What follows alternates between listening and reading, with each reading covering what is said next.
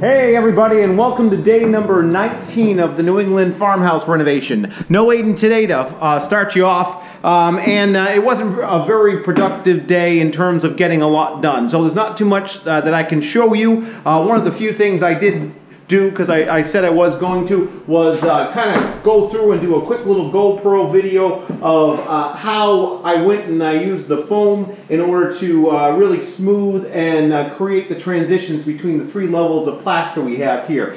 And so let's just click over to that video real quick and you can see that whole process. Hey guys, and so I told you I was going to give a quick little explanation of what we're doing here with all these different layers we have. And so if you can recall, we had a curved arch here, which is basically a metal lath arch that we pulled out because we wanted to do square arches. And so we're going to do square arches all the way through. And so once we pulled that out, well, we had to deal with a couple things. We had to deal with the missing panel that was here, and we had to deal with the existing drywall that we're putting in. So this is 5/8 inch drywall. And so as you can see, it didn't level into this plaster, but there was no drywall here. This was just straight plaster and the metal framing that went around it. So in order to make up the difference we could spend the entire time basically just putting plaster and plaster and plaster, and that would take quite a while. Or what we decided to do here was use spray foam to build it up and to give us a nice transition point. And so we put the foam in here in a couple different layers, and now what we're going to do is we're going to take our edge saw and we're going to shave it back, and we're going to create a smooth transition from one level to the other. And this is just easy enough to do. You kind of want to start with where your high side is, and so the high side at this point is going to be over here. And so then you're just going to start carving into the foam. And you want to carve into the foam to the point where you can get to the low side, which is over here. Now I'm right-handed, so I'm actually going to go the other way here. And we're just going to carve and cut this up so that it's going from one level to the other.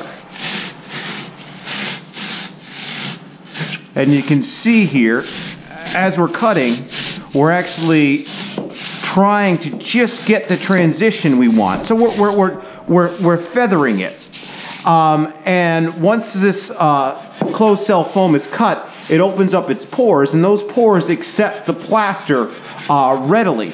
And so that's what makes it a really great material to use whenever we're doing this type of transitioning. And so we're going to continue to make our cuts all the way down here.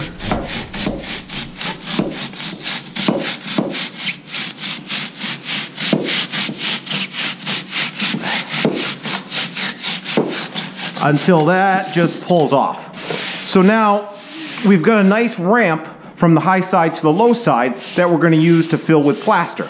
And so I'm going to finish this off, and then I'm going to switch over to the plaster so that you can see how that gets applied. All right, so we've got all of our foam cut back and layered in, and you can see, as I mentioned, the different layers we have here.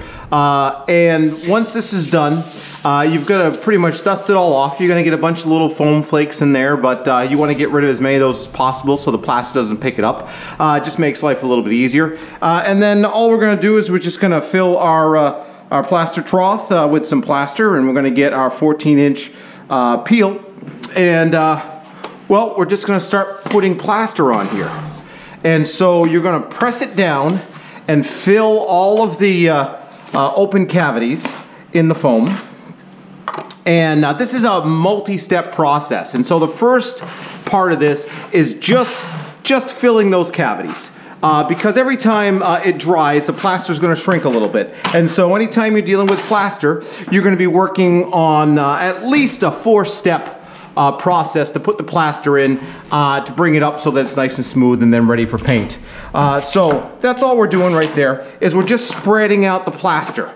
And we're starting to really just kind of see how it's going to fill in, and it's going to get rid of all of those extra spaces we have. And then the biggest trick with this is just, you don't want to leave a lot of plaster on there. You want to do it as little sanding as possible. So we're just going to throw it in here and then kind of just build that up. And as I said, this is just our first coat, so we're not going to go too crazy with it. But I'm going to try to get all of that rough plaster in I can.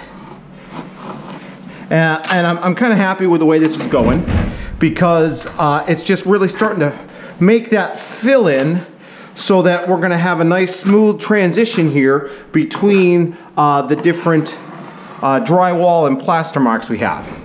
And so that's pretty much it. And then once this dries, we're going to sand it. Then we're going to apply another layer of plaster, and then it's going to dry again. We're going to sand it and apply it, and you're going to do that 4 times before you're ready for at least a primer or paint. I always do 5 levels of plaster, which is a skim coat on the drywall, but that's not necessarily a step you have to take. It's just something that I like. So there we are, and that's pretty much it, and that's how you make a level between 1 layer of plaster and drywall, or 2 layers of plaster, or even a crack you have using spray foam and cutting it back with your edge saw. So I hope you liked it, and I hope this technique works for you.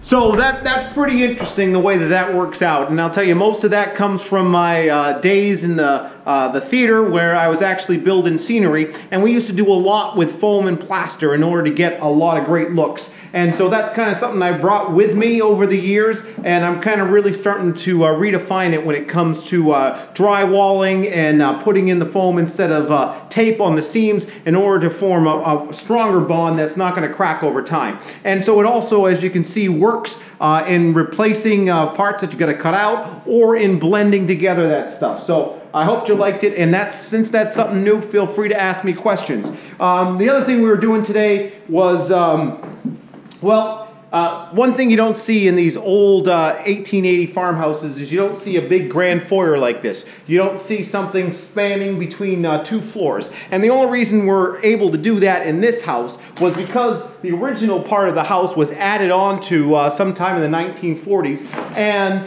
the joining of the 2 roofs where they met allowed us to really kind of loft it there and then create this span. So we have this great foyer, but that isn't necessarily how the house was designed when it came to heating. And so most of these houses were compartmentalized. You had a lot of small rooms, you had a lot of doors, so that you could heat and keep warm the different areas that you want. Well, we've come a long way since those days where everything used to be heated by a fireplace, and so now we have a newer forced hot water radiant system.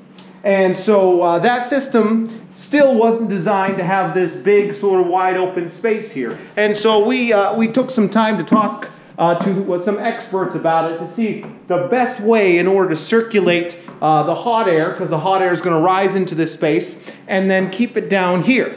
And so one of the first things that came off was to put a fan up there, and the fan would circulate everything down. But unfortunately, this peak that we're looking at right here really doesn't give us enough room to have a fan of adequate size in order to create enough volume of air pushing down. And so the second thing we looked at was, can we do some sort of hybrid system with the forced hot water? Can we do a duct system? And so that's what we're ending up going with. We're going to create a duct system where we're going to draw hot air in up there, and it's going to circulate it down and back into the lower part of the house. And then we're going to have another circulator going from one room to the other. So that took a little bit of figuring, and like I said, we called in some experts on that to really kind of figure out what volume, what size pipe, the fan ratio, and everything we need to make that work, and then get it drawn out so that we can get a budget. So that's kind of what we were working on today, was just trying to figure all that out and whether or not it made sense to really work with that system, because we can certainly put more radiators in on the first floor, but then we still have the problem with this big heat sink and all of the hot air wanting to go up there. So the hybrid system, where we're working on a forced air system, is actually going to draw it in and bring it back down. That makes the most sense in this situation. And unfortunately, it was all talk, it was all planning, it was a lot of sharpening pencils today. So that's ended up what we did. And so we're going to see how that looks on paper versus how it looks in reality in the coming days. But that's what we did on day number 19. Not every day is a day where you get to see a lot of stuff done. Sometimes it's mostly just the planning, and that's all part and parcel to a project of this caliber. So, After this, we're going back to the Newton mudroom, and we're going to start to hang drywall. And so that's going to pull a lot of the tools here out of the farmhouse and bring it down there.